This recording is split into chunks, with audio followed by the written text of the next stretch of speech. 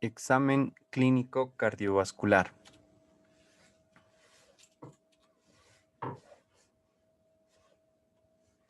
El examen físico cardiovascular se debe realizar de manera sistemática.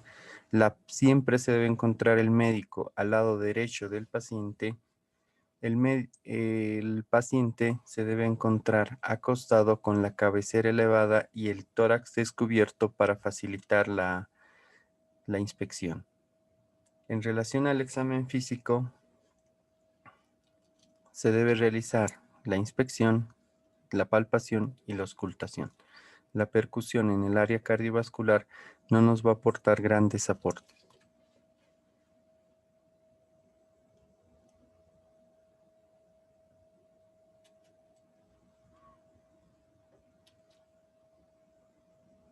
En relación a la inspección, se debe realizar de manera sistemática. Se debe evaluar cambios de la coloración de la piel, la presencia de edemas, evaluación a nivel abdominal buscando ascitis, hepatomegalia, alteraciones a nivel del riñón mediante la palpación de Gullón o el peloteo, la captura o el escape, la evaluación del vaso, aorta, para ver impulsaciones latidos a este nivel buscando un aneurisma.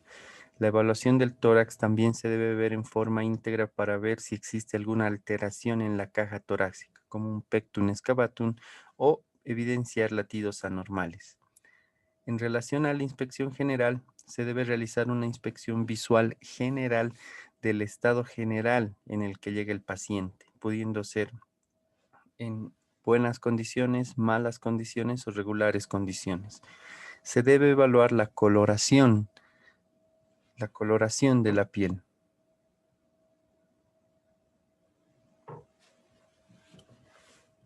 La constitución física, las deformidades torácicas y alteraciones mucocutáneas.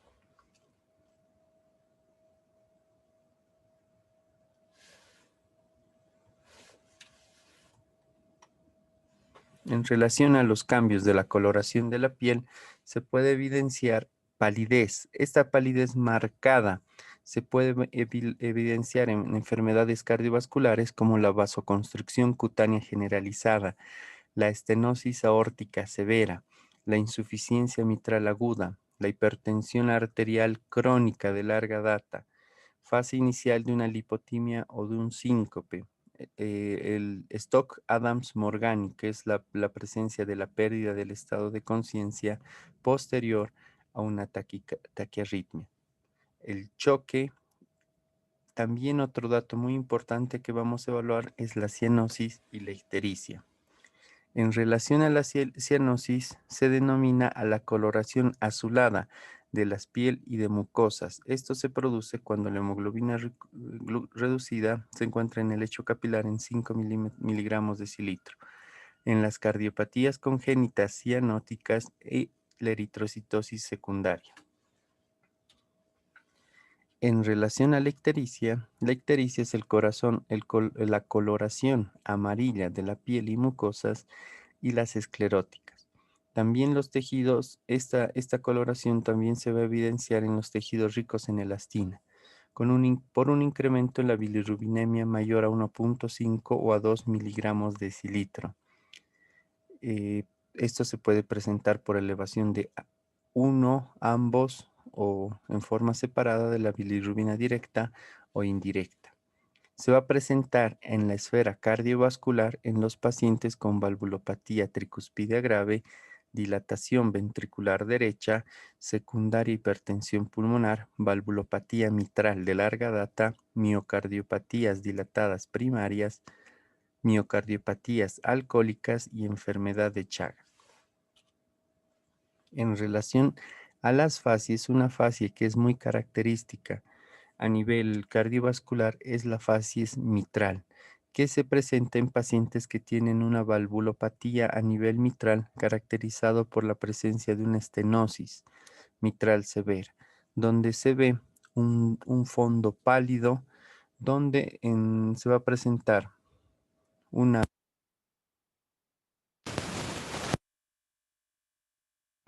con un tinte amarillento y también la cianosis oral. En relación a la actitud, es muy importante evidenciar que algunos síntomas pueden mejorar o empeorar.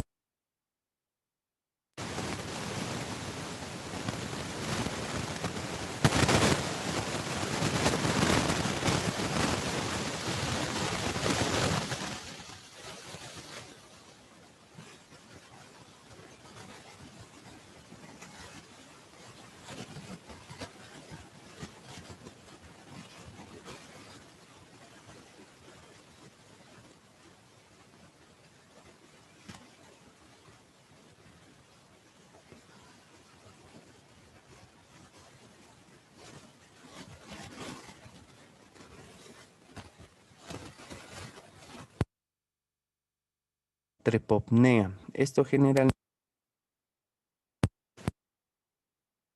es pleurales. Esto se puede evidenciar por un derrame pleural de origen cardíaco o una enfermedad pulmonar.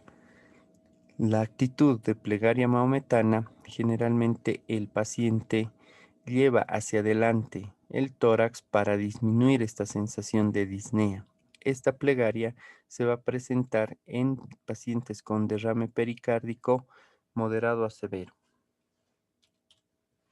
En relación a la actitud, también es importante evaluar la actitud en cuclillas. Esto en pacientes pediátricos va a disminuir la congestión a nivel pulmonar. Esta posición la van a adoptar aquellos pacientes que tienen cardiopatías congénitas cianóticas. También es muy importante evaluar la posición en la que el paciente no presenta ningún síntoma, si es en decúbito dorsal o decúbito lateral. También en algunos casos se puede presentar la disnea que empeora con la posición sentada o bipedestación, que es la denominada platipnea. Un síntoma igual que se evalúa en relación a la modificación de la disnea es la bendopnea, donde el paciente al generar una inclinación hacia adelante del tronco va a incrementar el retorno venoso por una compresión de las venas a nivel abdominal que va a generar, cuando el paciente tiene una falla cardíaca, va a empeorar los síntomas. Es la bendopnea. Otra parte muy importante que debemos realizar a la inspección es la inspección del pulso venoso. El pulso venoso nos va a permitir evaluar características hemodinámicas de la aurícula derecha. Y es importante recordar que cuando se evalúa la hemodinamia de la aurícula derecha, esta también va a depender tanto estructuralmente como a nivel funcional del ventrículo derecho, del saco pericárdico, de la arteria pulmonar y también en el ventrículo izquierdo. Entonces, cuando evaluemos el pulso venoso a nivel cervical, estamos evaluando la aurícula derecha e indirectamente esos aspectos. Generalmente la vena que se debe buscar para la examinación deben ser las venas del lado derecho, que se puede evaluar la yugular externa, que es la más visible, o la vena yugular interna. La ventaja de la vena yugular interna es que no presenta válvulas. Eso hace que sea una conexión más directa con relación a la aurícula derecha. En lo posible se debe evaluar la yugular interna. Siempre se debe realizar esto con el paciente en decúbito dorsal con elevación de la cabecera a 45 grados. Como se ve en la imagen, la cabecera del paciente siempre debe estar elevada para tener una mejor visualización de los vasos del cuello. Siempre se debe observar por encima de la clavícula. En relación a la ingurgitación yugular, se prefiere evaluar el lado derecho, pero cuando existe un paciente con insuficiencia cardíaca, la ingurgitación yugular debe ser bilateral. Existe algunas otras causas que pueden generar una ingurgitación yugular a predominio de un solo lado, pero generalmente siempre la causa cardíaca es bilateral. Entonces, la ingurgitación yugular bilateral se puede presentar en el corazón pulmonar derecho, la hipertensión pulmonar, el taponamiento pericárdico, pacientes con insuficiencia cardíaca o pericarditis constrictiva. Cuando solo se evidencia ingurgitación yugular en el lado izquierdo, se debe pensar que existe una compresión de la vena innominada por una compresión, por una estructura intratorácica, porque puede ser un tumor o el desplazamiento de algunos órganos. También se evidencia en la persistencia de la vena cava superior izquierda. También es importante que puede existir ingurgitación yugular bilateral, pero que no exista la presencia de latidos perceptibles, que exista la ausencia de pulsatilidad venosa. Esto se va a presentar en el síndrome de vena cava superior.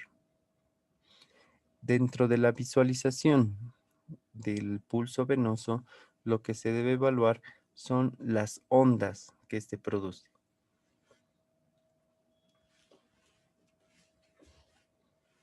También de manera indirecta, se puede medir la presión venosa central. En relación a las ondas del pulso venoso, vamos a tener la onda B, el seno Y, la onda A, el seno X y la onda B. La onda B nos va a traducir o se presenta por el cierre de la válvula tricuspidia. El seno Y por la apertura de la válvula tricuspidia, la onda A por la contracción auricular, el seno X por la relajación auricular y la onda B por el llenado auricular. Las ondas que son positivas van a ser la onda A.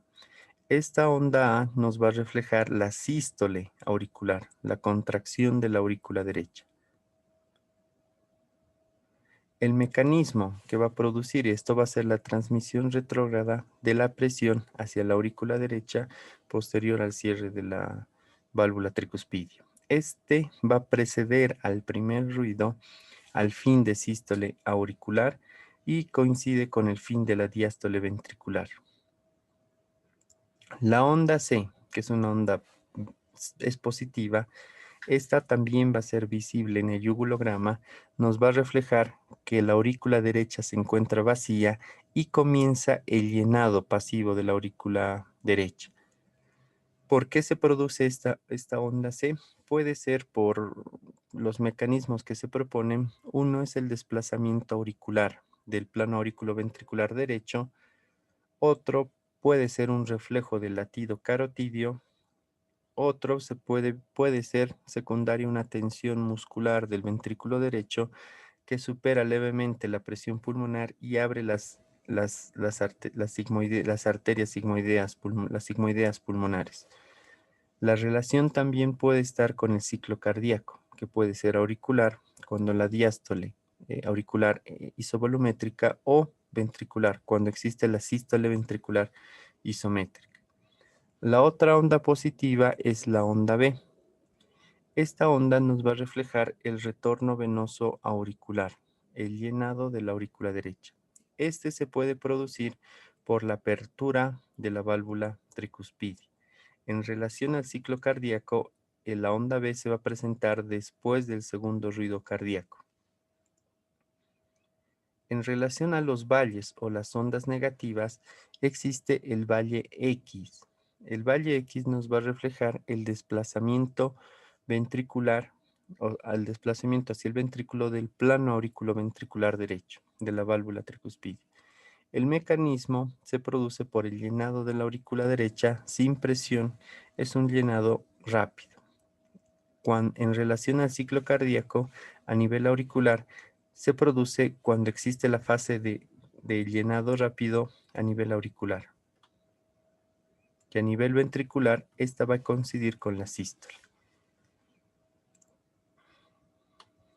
En relación a las enfermedades que se pueden evidenciar al evaluar el pulso venoso, podemos ver una onda A gigante, las ondas A cañón, que estas se producen por una contracción de la aurícula sobre la válvula tricuspidia cerrada totalmente.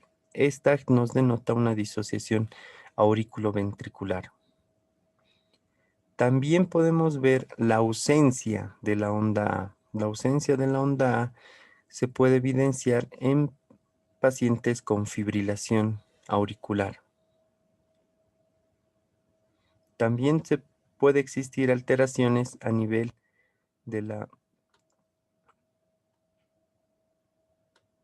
onda B, la onda B prominente, que se puede presentar en pacientes que tienen insuficiencia tricuspidia, una comunicación interauricular con cortocircuito de izquierda a derecha. Alteraciones en el valle X se pueden presentar en pacientes con insuficiencia tricuspidia.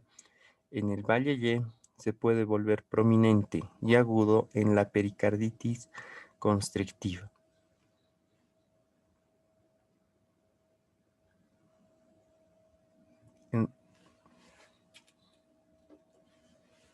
También es importante evaluar que en relación al pulso venoso yugular, este se puede modificar por la posición y también por los movimientos de respiración.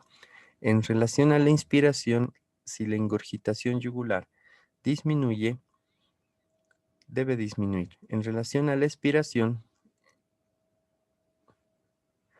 es importante esto evaluar en pacientes que tienen taponamiento cardíaco, cuando el paciente se encuentra en taponamiento cardíaco y se realiza la maniobra de inspiración. En este caso, no existe un descenso de la presión venosa central, sino va a existir un incremento. Esto se debe por el colapso diastólico de la aurícula y del ventrículo derecho, que va a originar un mayor retorno a nivel vascular cervical de cervical. Y esto va a ser conocido como el signo de Kussmaul.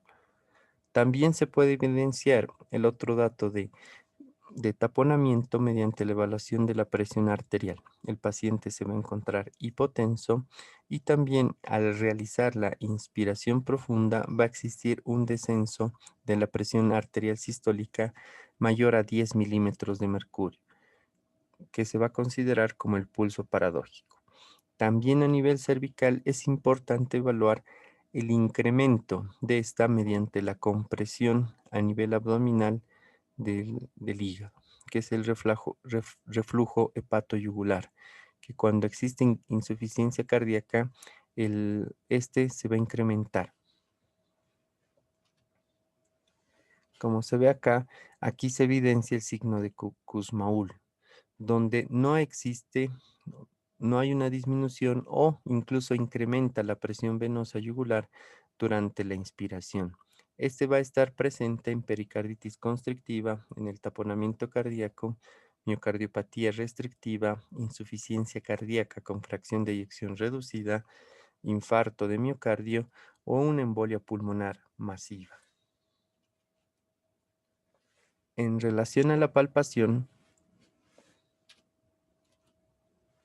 vamos a evaluar el pulso arterial y las pulsaciones precordiales. El pulso arterial se debe por un reflejo de la onda de flujo y presión de nivel del arterial. Este va a depender del volumen y las características hemodinámicas del flujo a través del vaso. La transmisión de la onda de presión va a ser a lo largo de la pared del vaso arterial. También va a depender de la rigidez y la distensibilidad de este vaso. La forma de la onda de pulso va a estar determinada por la fusión entre el flujo pulsátil sistólico, que va a ser anterógrado, y el pulso reflejado desde las arterias periféricas. En relación a la palpación arterial, se debe evaluar todos los pulsos visibles, que pueden ser a nivel radial, a nivel carotidio, a nivel axilar, a nivel pedio. Estas se deben evidenciar o se deben evaluar las características. Se debe evaluar la velocidad de ascenso y la velocidad de descenso de esta. En relación al pulso carotidio, vamos a ver que pueden existir algunas anormalidades en este pulso, como puede ser el pulso en martillo de agua o el pulso de Corrigan, que este se presenta en pacientes con insuficiencia cardíaca, que se caracteriza por un pulso saltón. También se puede ver el pulso parvus et tardus, que se presenta en pacientes con estenosis aórtica, los pacientes que ya tienen una alteración en la eyección.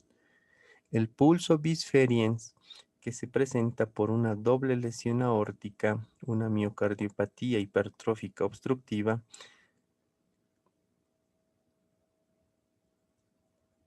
También el pulso dicroto, donde se evidencia dos ondas sistólicas y dos ondas diastólicas. Esto se presenta en sepsis o en pacientes que tienen una contrapulsación aórtica. El pulso alternante se evidencia en pacientes que tienen insuficiencia cardíaca grave. El pulso paradójico, como habíamos comentado, se presenta por una disminución en la inspiración de la amplitud del pulso. Y esta amplitud va a disminuir más de 10 milímetros de mercurio.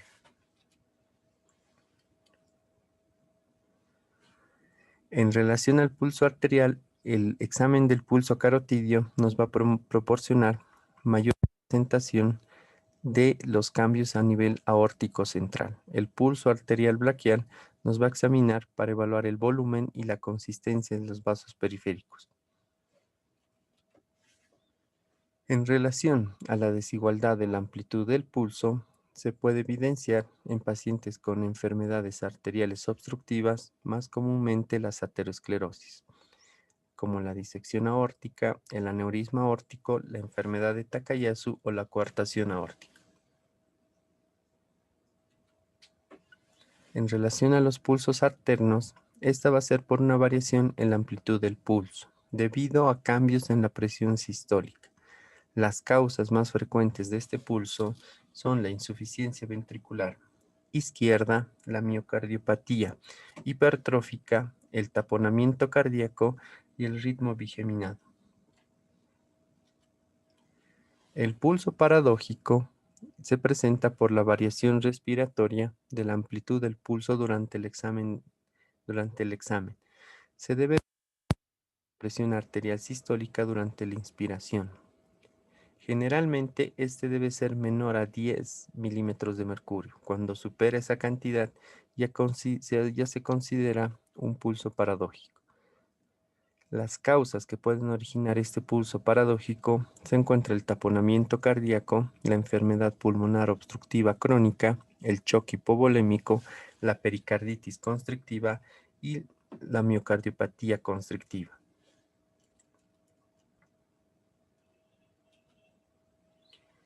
En relación a la evaluación al examen de las pulsaciones precordiales, siempre se debe realizar con el talón de la mano, se debe evaluar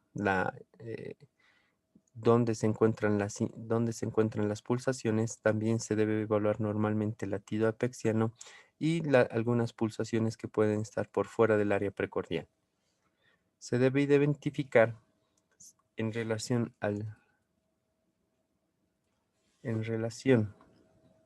como se ve en la imagen, se debe utilizar el talón para percibir las vibraciones, los latidos a nivel torácico. En relación al latido del ápex, al choque del ápex cardíaco, se debe evaluar en decúbito supino para mejorar la percepción. También se puede utilizar el decúbito lateral izquierdo, que es la posición de Pachón. El choque del ápex se va a localizar en el quinto espacio intercostal izquierdo, por dentro de la línea hemiclavicular izquierda. Las características del choque apexiano es que es un latido único, generalmente protosistólico. Más o menos puede evidenciarse un área de unos 2 milímetros más o menos aproximadamente del levantamiento. Se considera que es anormal cuando existe o cuando esta pulsación se puede percibir en dos espacios intercostales, que generalmente nos denota una dilatación cardíaca. En relación a algunas alteraciones en el choque apexiano, Cuando el choque es sostenido durante toda la sístole con una intensidad aumentada, esto se puede evidenciar en pacientes con hipertensión arterial sistémica crónica, enfermedad, la estenosis aórtica severa. También el latido apexiano se puede evidenciar como un latigazo, un choque amplio. Este se va a evidenciar en pacientes con insuficiencia aórtica. También se puede evidenciar disminución en la intensidad del choque apexiano que se puede presentar en pacientes con insuficiencia cardíaca con fracción de eyección disminuida del ventrículo izquierdo.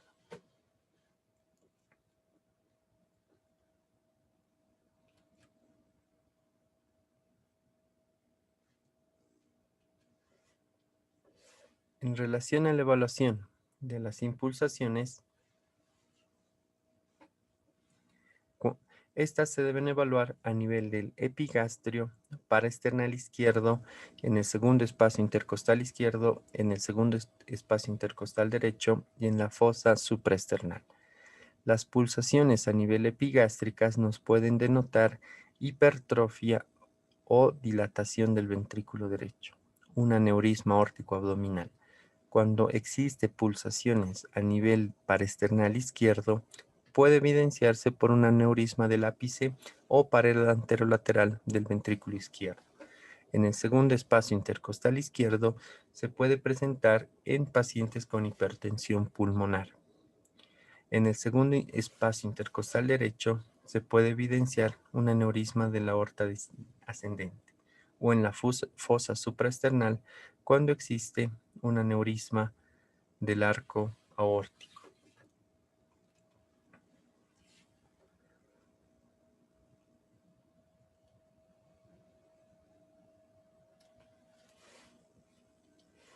Como se evidencia acá, el levantamiento, las pulsaciones van a ser percibidas por el tórax. Es importante evaluar el área y la intensidad donde se presenta cada uno de estas pulsaciones.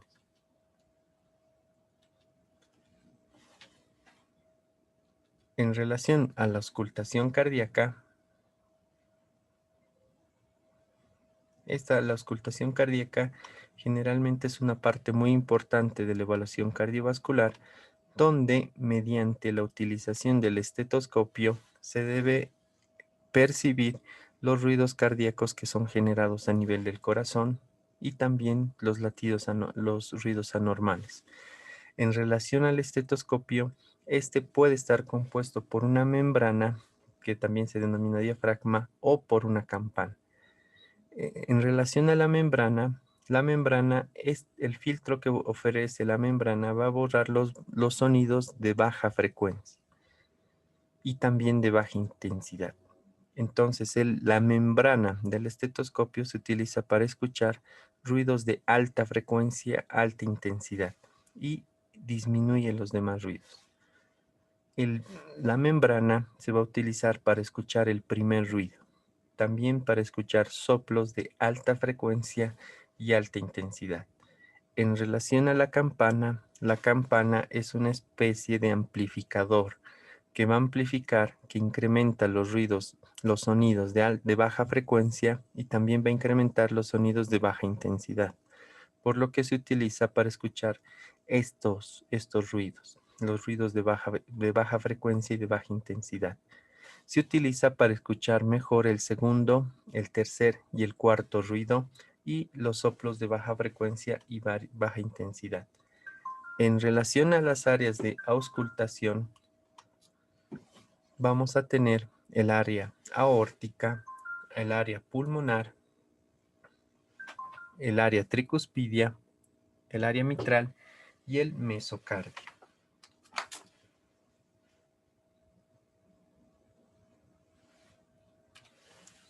En relación a la auscultación cardíaca, esta también se puede favorecer mediante cambios de posición.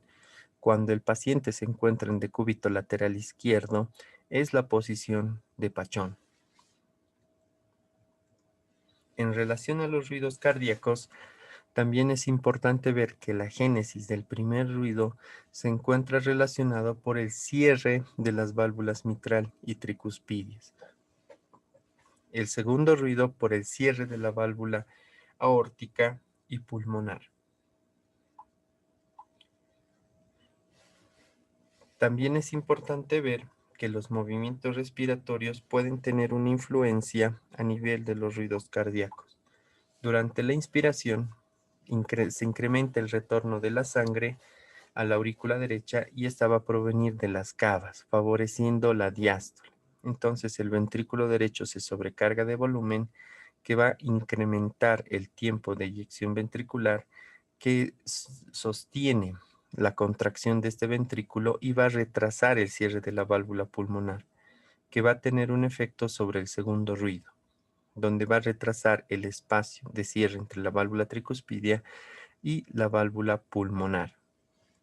En relación a la expiración, no existe cambios en relación al segundo ruido. Entonces, la inspiración va a modificar el primer ruido.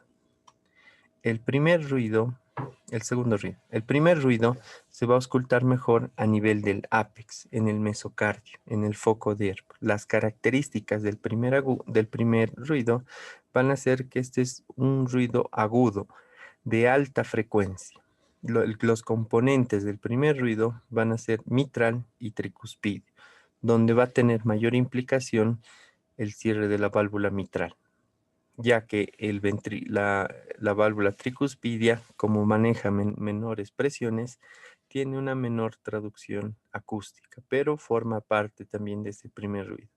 Las alteraciones que se pueden evidenciar van a depender de la fuerza ventricular y la máxima apertura de las válvulas, que pueden ser fenómenos que pueden disminuir la diástole. Este puede ser hiperfonético en los casos de una estenosis mitral, perecorto, taquicardia e hipertiroidismo. El primer ruido hipofonético se puede evidenciar en pacientes con insuficiencia cardíaca, con miocardiopatía dilatada, PR largo o bradicardia. En relación al segundo ruido, el segundo ruido se va a auscultar mejor en el foco pulmonar y en el foco aórtico. Los componentes del segundo ruido van a ser el cierre aórtico y cierre pulmonar. El tercer ruido, que son ruidos ya normales, se va a presentar durante la fase de llenado rápido. Este generalmente se presenta cuando los ventrículos se encuentran sobrecargados de volumen o existe una tensión muscular. El cuarto ruido se va a producir en la fase de contracción de la aurícula, en la fase de la diástole. Esta se va a producir sobre un ventrículo poco distensible, que puede tener hipertrofia o esclerosis a nivel del miocardio. Y esta generalmente se va a presentar en las enfermedades de presión. En relación a los soplos, el soplo es la turbulencia del flujo laminar, que se va a percibir mediante la auscultación. El frémito es la turbulencia que se puede percibir mediante la palpación.